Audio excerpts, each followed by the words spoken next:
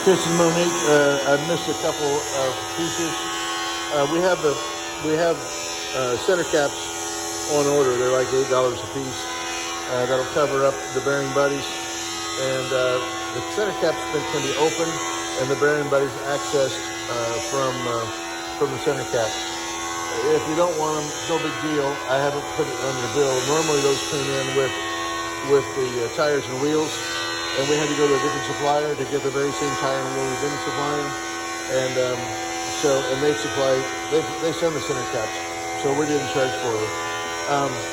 And also you see your stainless steel lug nuts, chrome lug nuts. Of course, the chrome gets knocked off as soon as you use an impact wrench on it, or any kind of a socket on it, whether it's driven by an impact or not. And of course they rust, so you won't have that problem anymore. And then here's the disc brakes. I want to show you the disc brakes on all wheels.